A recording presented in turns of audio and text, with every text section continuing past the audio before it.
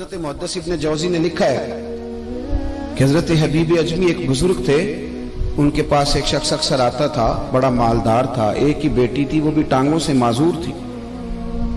تو آپ اکثر اس کو کہتے ہیں کہ تو توبہ کر، اللہ کی بارگاہ میں رجوع کر۔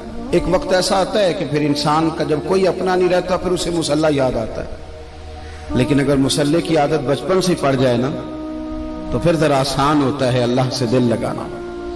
وہ اکثر آپ اس کو کہتے ہیں کہ ٹھیک ہو جائے کہ تو بیٹی ہے، وہ بھی بیچاری معذور ہے، تو کہاں دولت لے جائے۔ آج کرتا ہوں، ہم تاریخیں دیتے رہتے ہیں نا اللہ تعالیٰ کو معاذ اللہ کہ رمضان سے میں نے نیک ہو جانا ہے، عمرہ کر کے آؤں گا تو پھر میں پکا نمازی ہوں۔ خدا کے بندو، کس نے تجھے بتایا ہے کہ رمضان تک تو زندہ رہے گا؟ کس نے خبر کی کہ عمرہ کرنے تک تو بچے گا؟ حضرت حبیب اجمی اس کو کہتے تو کہتا بڑی جلدی ٹھیک ہو جاؤں گا۔ ایک دن سویرے سویرے توبہ کرنے آ گیا۔ آپ نے فرمایا کیا ہوا؟ تو کہنے لگا حضرت جی کل ایک 15 سال کا نوجوان ملا ہے اور مجھے توبہ کرا گیا۔ مزہ ہی اس عمر میں اللہ اللہ کرنے کا، نبی کریم سے محبت بھی کرنی ہو تو یہی عمر ہے۔ عشق لگا سی کھیڈاں کھیڈ دی نوں تے پھر مینوں کھیڈاں بھول بھول گئیاں، کجل پایا سی میں یار دے ویکھنے نوں، پھر او دی یاد وچ روندیاں ہی ڈول گئیاں۔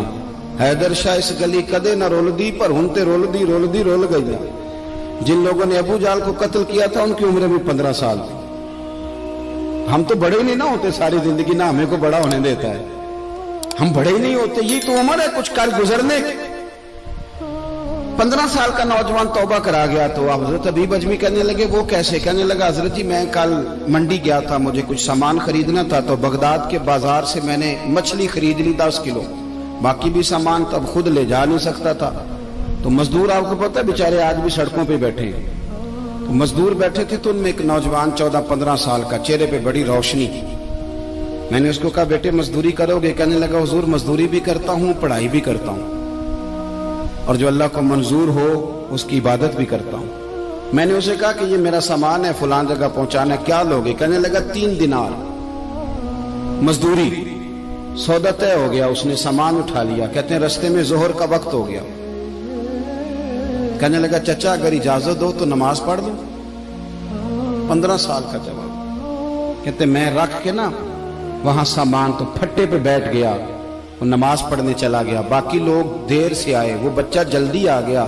میں نے کہا بیٹے آپ جلدی آ گئے؟ کہنے لگے نفل چھوڑ دیے، اب یہی نہ سمجھ لیں کہ کام چور ہے، میں بعد میں پڑھ لوں گا۔ کہتے ہیں وہ دوپہر کا وقت، رمضان بھی نہیں تھا، میں اس بچے کو نوجوان گھر لے گیا اور میں نے اپنی بیوی سے کہا کہ بڑا نیک ہے، نمازی ہے، اور راستے میں یہ بھی ہوا ہے کہ میں نے اسے ایک دفعہ کہا ہے کہ یہ مجھے تھوڑی دیر کے لیے دے دو، گرمی بڑی ہے، تمہیں پسینہ آ رہا ہے، میں اٹھا لیتا ہوں۔ کہنے لگا نہیں چچا میں رزق حلال کھاتا ہوں، اگر آپ اٹھائیں گے تو میں 3 دینار مزدوری پوری نہیں لوں گا، پھر پیسے کم کروں گا، میں نے طے کیا ہے کہ اٹھاؤں گا۔ تو کہتے ہیں میں نے اپنی بیوی کو بتایا تو بڑی متاثر ہوئی، کہنے لگی دوپہر کا کھانا پک گیا، اسے کو روٹی کھا لے، رمضان بھی نہیں تھا۔ کہتے میں باہر نکلا، اس کو 3 دینار تھمائے، تو میں نے کہا بیٹے ایک بات میری مانو گے؟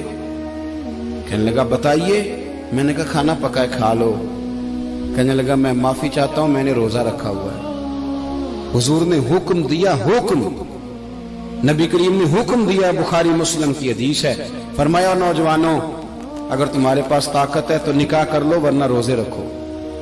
حکم دیا، یا نکاح اور یا روزے، یہ سرکار کا حکم ہے۔ بھائی نفلی روزہ نفس کی قوتوں کو کچلتا ہے، انسان میں نورانیت اور روحانیت لاتا ہے۔ کہتے وہ کہنے لگا میں نے روزہ رکھا ہے، میں اور متاثر ہو گیا۔ میں نے کہا اب کیا کرو گے؟ کہیں اور جانا ہے؟ کہنے لگا نہیں، میں جس دن 3 دینار کما لیتا ہوں پھر میں مزید لالچ نہیں کرتا، باقی وقت یا قرآن مجید پڑھتا رہتا ہوں یا نبی پاک پہ درود شریف پڑھتا رہتا ہوں۔ آپ بتائیں تو میں نے کہا کہ افطار میرے ساتھ کر لو۔ کہتے ہیں میں اسے مسجد چھوڑ آیا اور خود میں لوٹ آیا، افطار کے بعد میں اسے لایا، کھانا کھلایا، عشاء پڑھی، اس کا گھر دور تھا، میں نے ڈرائنگ روم کھول دیا، بیٹھک کھول دی، وہیں وہ سو گیا۔ میری 20 سال کی معذور بچی کبھی چل نہیں سکتی تھی، کوئی طبیب کوئی حکیم میں نے چھوڑا نہیں تھا اس کو دکھایا نہ ہو، ایک ہی بیٹی وہ بھی معذور پیدائشی۔ اس کے کمرے میں گئے، میاں بیوی اسے کھانا کھلا اور بتایا بیٹے ایک نوجوان ہے بڑا نیک ہے ہمارے گھر میں، آج بڑا پرہیزگار۔ پتہ ہے حضور نے کیا فرمایا؟ نبی کریم فرماتے ہیں جب نوجوان اٹھ کے تہجد پڑھتا ہے نا، نوجوان تو اللہ فرشتوں کے سامنے اس نوجوان پر فخر فرماتا ہے. اللہ فخر کرتا ہے کہ عمر دیکھو دیکھو یہ میری بارگاہ. اللہ فخر کرتا ہے, اللہ یعنی خدا خود میرے مجلس بود, اللہ فخر کرتا ہے. اب سوچیں, تو ہم نے اپنی بیٹی کو بتایا کہ نوجوان اور بڑا نیک ہے, تو کہتے ہیں وہ کھانا کھلا کے ہم واپس آ گئے. آدھی رات کا وقت ہوا تو دروازے پہ دستک ہوئی. بچی اپنے کمرے میں سو رہی تھی, ہم اپنے کمرے میں, وہ بیٹھک میں. گھبرا کے اٹھے کہ اس وقت کون ہے دروازے پہ؟ تو بیٹی کہنے لگی ابا دروازہ تو کھولنا. کہتے ہیں دروازہ کھولا تو 20 سال ہو گئے تھے بیٹی کو, کبھی اس نے چل کے نہیں دکھایا تھا, کبھی دوڑ کے ادھر جاتی کبھی ادھر آتی. کہتی الحمدللہ اللہ نے میری ٹانگیں ٹھیک کر دی. ہم دونوں رونے لگے, اے اللہ تو کتنا کریم ہے, کیسے ہوا بیٹے سارا کچھ؟ بیٹی کہنے لگی ابا آپ نے کہا تھا نا کہ نیک نوجوان آیا ہے, تو میرے دل میں خیال آیا اللہ اگر واقعی نیک ہے تو اس کے صدقے مجھے شفا ہی دے دے. یا ایھا الذین آمنوا اتقوا اللہ وابتغوا الیہ الوسیلہ. تو کہنے لگی ابھی میری دعا بھی پوری نہیں ہوئی تو رب کریم نے فضل کیا ہے اور مجھے شفا عطا کر دی. کہتے ہم دوڑ کے اس کے کمرے میں گئے, اور جب ہم نے ہاتھ رکھا تو دروازہ پہلے سے کھلا تھا, ایک خط چھوڑ گیا تھا.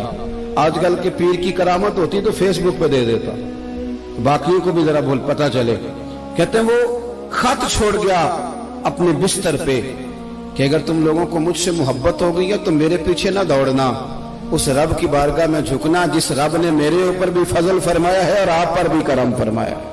میرے نوجوان دوستو, یہ جو بچپنا ہمیں لوگ کہتے ہیں نا ابھی بچے ہو, ابھی جب آپ بالغ ہو گئے تو نماز فرض ہو گئی, سچ بولنا ضروری ہو گیا, رزق حلال کھانا ضروری ہو گیا, شریعت ساری کی ساری لاگو ہو. ایک تو درگزر سے کام لیں, دوسرا اپنی زندگی کے اندر خواہشات کو چھوڑیں. سادہ کھانا تو ویسے انسان کو تندرست رکھتا ہے.